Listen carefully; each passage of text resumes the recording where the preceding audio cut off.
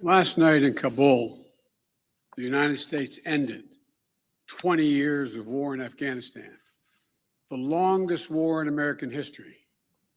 We completed one of the biggest airlifts in history, with more than 120,000 people evacuated to safety. That number is more than double what most experts thought were possible. No nation, no nation has ever done anything like it in all of history. Only the United States had the capacity and the will and ability to do it, and we did it today. The extraordinary success of this mission was due to the incredible skill, bravery, and selfless courage of the United States military and our diplomats and intelligence professionals. For weeks, they risked their lives to get American citizens, Afghans who helped us, citizens of our allies and partners and others on board planes and out of the country. And they did it facing a crush of enormous crowds seeking to leave the country. And they did it knowing ISIS-K terrorists, sworn enemies of the Taliban, were lurking in the midst of those crowds. And still, the women and men of the United States military, our diplomatic corps, and intelligence professionals did their job and did it well, risking their lives, not for professional gains, but to serve others, not in a mission of war, but in a mission of mercy. 20 service members were wounded in the service of this mission. 13 heroes gave their lives. I was just at Dover Air Force Base for the dignified transfer. We owe them and their families a debt of gratitude we can never repay, but we should never, ever, ever forget. In April, I made a decision to end this war. As part of that decision, we set the date of August 31st for American troops to withdraw. The assumption was that more than 300,000 Afghan national security forces that we had trained over the past 2 decades and equipped would be a strong adversary in their civil wars with the Taliban. That assumption that the Afghan government would be able to hold on for a period of time beyond military drawdown turned out not to be accurate. But I still instructed our national security team to prepare for every eventuality, even that one. And that's what we did.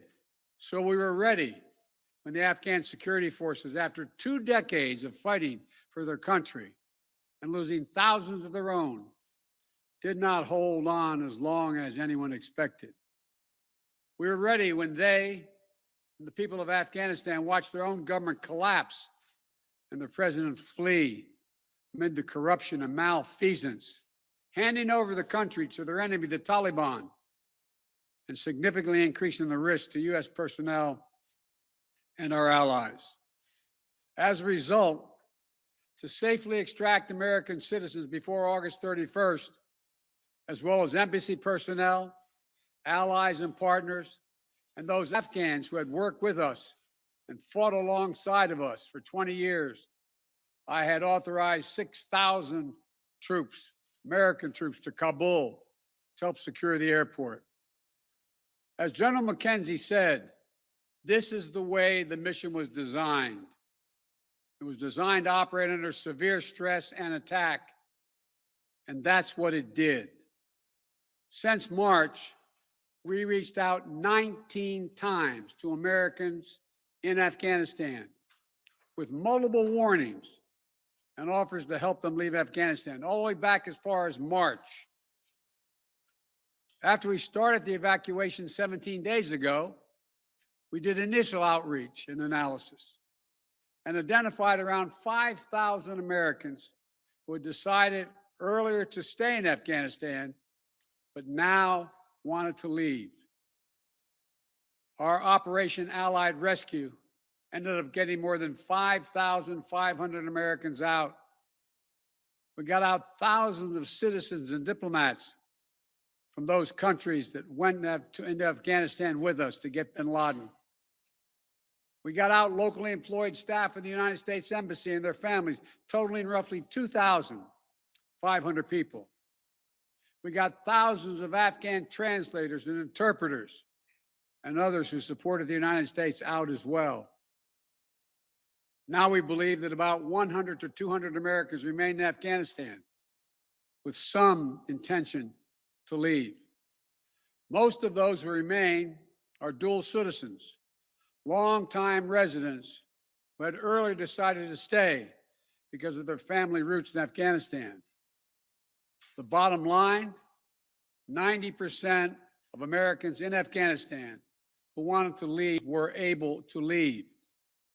And for those remaining Americans, there is no deadline. We remain committed to get them out if they want to come out. Secretary of State Blinken is leading the continued diplomatic efforts to ensure safe passage for any American, Afghan partner, or foreign national who wants to leave Afghanistan. In fact, just yesterday, the United Nations Security Council passed a resolution that sent a clear message about what the international community expects the Taliban to deliver on moving forward, notably freedom of travel, freedom to leave. And together, we are joined by over 100 countries that are determined to make sure the Taliban upholds those commitments. It will include ongoing efforts in Afghanistan to reopen the airport, as well as overland routes, allowing for continued departure to those who want to leave and deliver humanitarian assistance to the people of Afghanistan. The Taliban has made public commitments, broadcast on television and radio across Afghanistan, on safe passage for anyone wanting to leave, including those who worked alongside Americans. We don't take them by their word alone, but by their actions. And we have leverage to make sure those commitments are met. Let me be clear. Leaving August the 31st is not due to an arbitrary deadline. It was designed to save American lives. My predecessor, the former president, signed an agreement with the Taliban to remove U.S. troops by May the 1st, just months after I was inaugurated. It included no requirement that the Taliban work out a cooperative government arrangement with the Afghan government, but it did authorize the release of 5,000 prisoners last year, including some of the Taliban's top war commanders, among those who just took control of Afghanistan. By the time I came to office, the Taliban was in its strongest military position since 2001, controlling or contesting nearly half of the country. The previous administration's agreement said that if we stuck to the May 1st deadline that they had signed on to leave by, the Taliban wouldn't attack any American forces. But if we stayed, all bets were off. So we were left with a simple decision. Either follow through on the commitment made by the last administration and leave Afghanistan, or say we weren't leaving and commit another tens of thousands more troops going back to war. That was the choice, the real choice, between leaving or escalating. I was not going to extend this forever war, and I was not extending a forever exit. The decision to end the military airlift operations at Kabul airport was based on the unanimous recommendation of my civilian and military advisors, the Secretary of State, the Secretary of Defense, the Chairman of the Joint Chiefs of Staff, and all the service chiefs, and the commanders in the field. Their recommendation was that the safest way to secure the passage of the remaining Americans and others out of the country was not to continue with 6,000 troops on the ground in harm's way in Kabul, but rather to get them out through non-military means. In the 17 days that we operated in Kabul, after the Taliban seized power, we engaged in an around-the-clock effort to provide every American the opportunity to leave. Our State Department was working 24/7, contacting and talking and in some cases walking Americans into the airport. Again, more than 5,500 Americans were airlifted out. And for those who remain, we will make arrangements to get them out if they so choose. As for the Afghans, we and our partners have airlifted 100,000 of them. No country in history has done more to airlift out the residents of another country than we have done. We will continue to work to help more people leave the country who are at risk. We're far from done. For now, I urge all Americans to join me in grateful prayer for our troops and diplomats and intelligence officers who carried out this mission of mercy in Kabul and at tremendous risk with such unparalleled results. An airlift that evacuated tens of thousands, to a network of volunteers and veterans who helped identify those needing evacuation, guide them to the airport, and provided them for their support along the way. We're going to continue to need their help. We need your help, and I'm looking forward to meeting with you.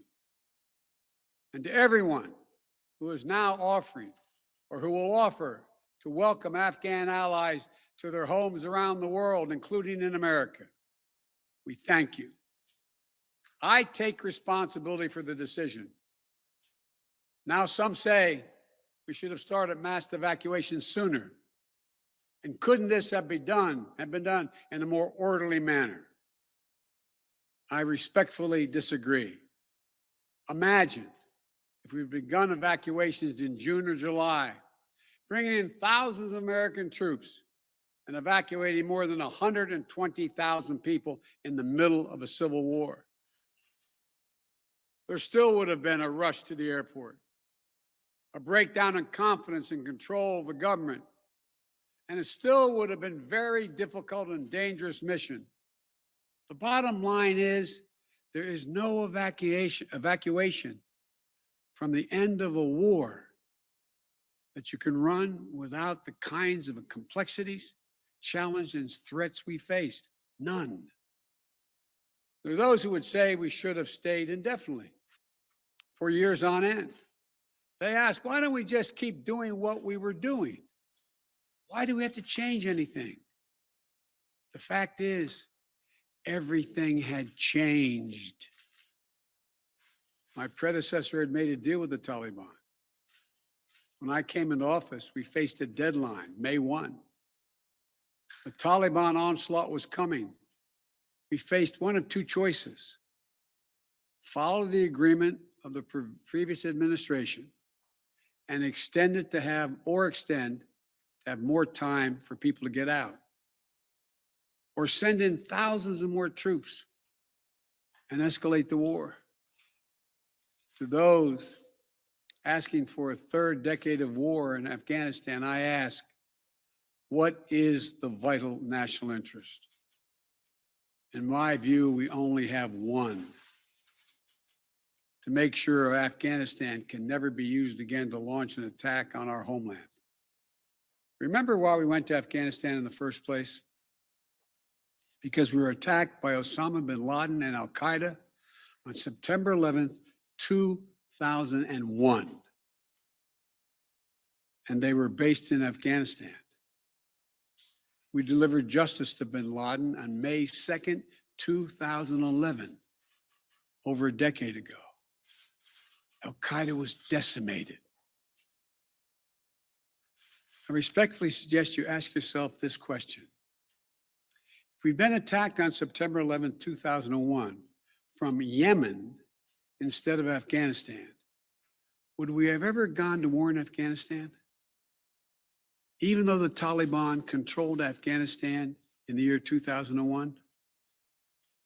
I believe the honest answer is no. That's because we had no vital interest in Afghanistan other than to prevent an attack on America's homeland and our friends. And that's true today. We succeeded in what we set out to do in Afghanistan. over a decade ago.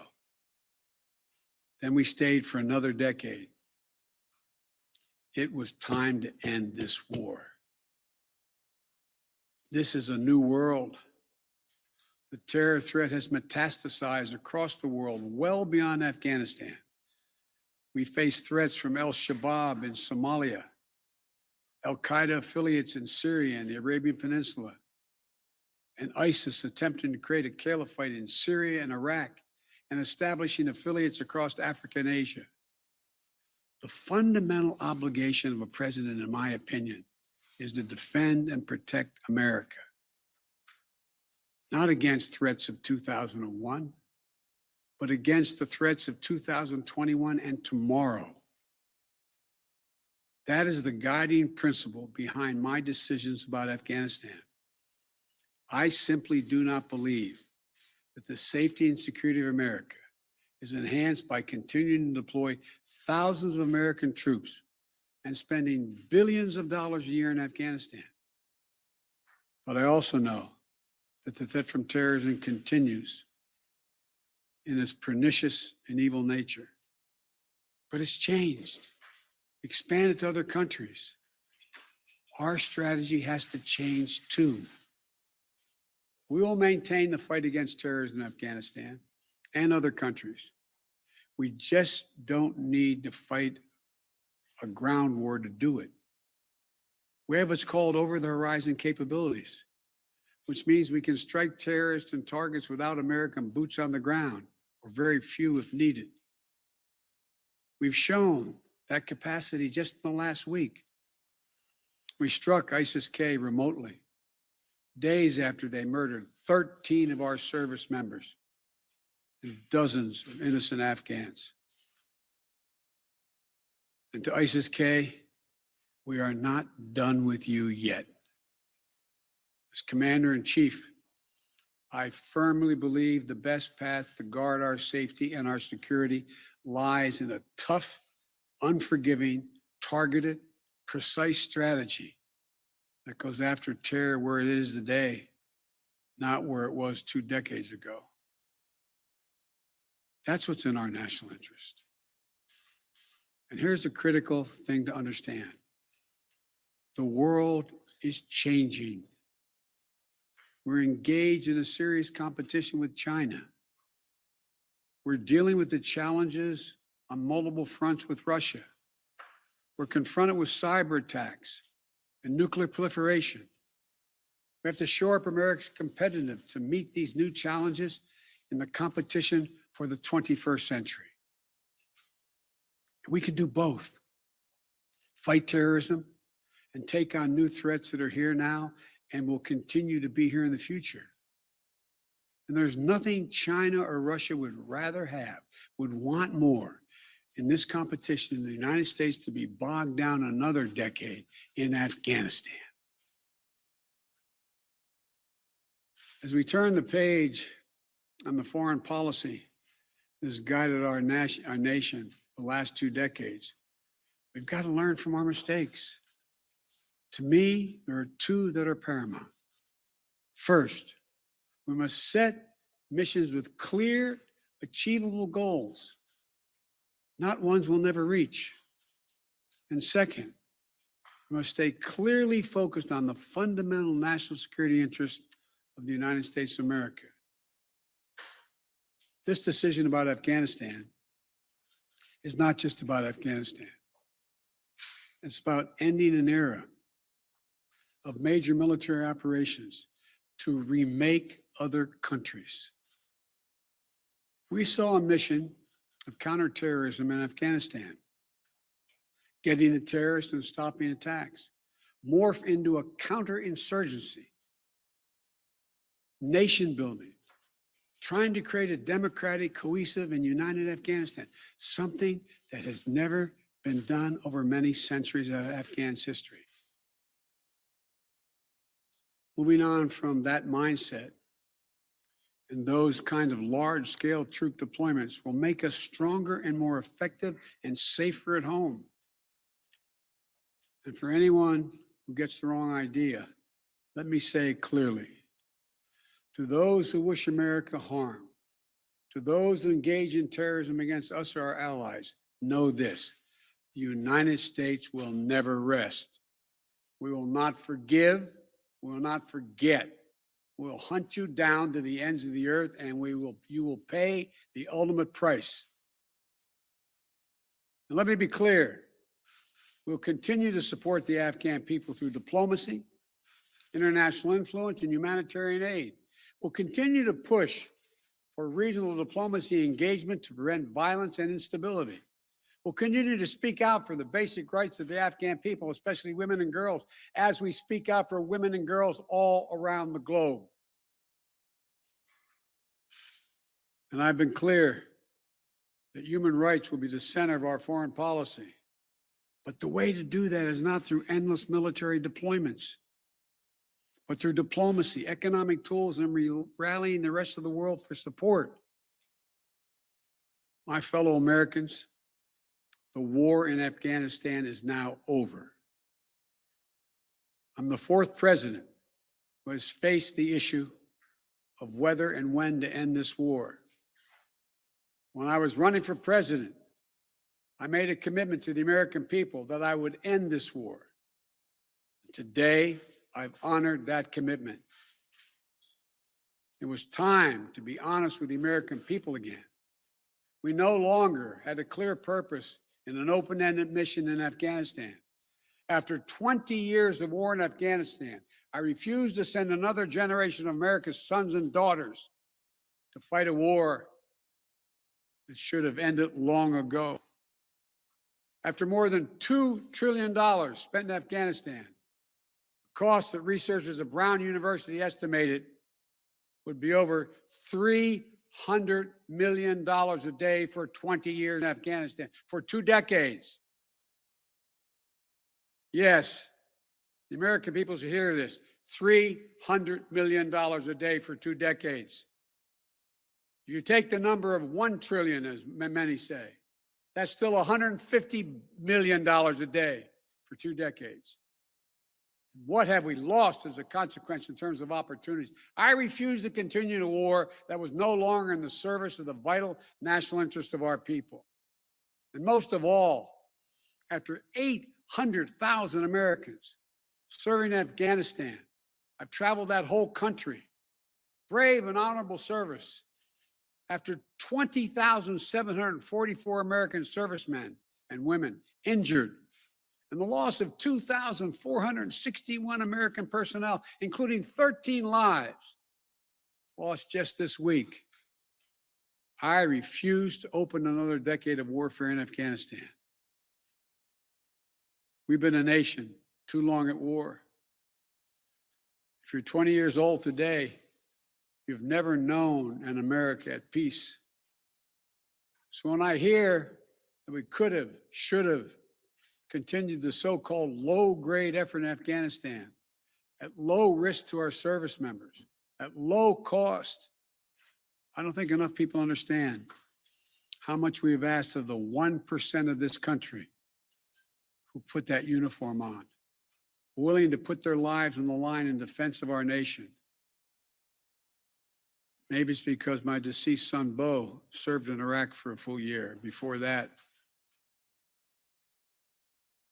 well, maybe it's because of what I've seen over the years as senator, vice president, and president traveling these countries. A lot of our veterans and their families have gone through hell. Deployment after deployment, months and years away from their families, missed birthdays, anniversaries, empty chairs at holidays, financial struggles, divorces, loss of limbs, traumatic brain injury, post-traumatic stress. We see it in the struggles many have when they come home. We see it in the strain on their families and caregivers. We see it in the strain on their families when they're not there. We see it in the grief borne by their survivors. The cost of war they will carry with them their whole lives. Most tragically, we see in the shocking and stunning statistic that should give pause to anyone who thinks war can ever be low grade, low risk, or low cost. 18 veterans on average who die by suicide every single day in America. Not in a far off place, but right here in America. There's nothing low grade or low risk or low cost about any war. It's time to end the war in Afghanistan. As we close 20 years of war and strife and pain and sacrifice, it's time to look to the future, not the past, to a future that's safer, to a future that's more secure, to a future that honors those who served and all those who gave what President Lincoln called their last full measure of devotion. I give you my word with all of my heart. I believe this is the right decision, the wise decision, and the best decision for America. Thank you. Thank you, and may God bless you all, and may God protect our troops. President Biden, President Biden, President Biden, the Taliban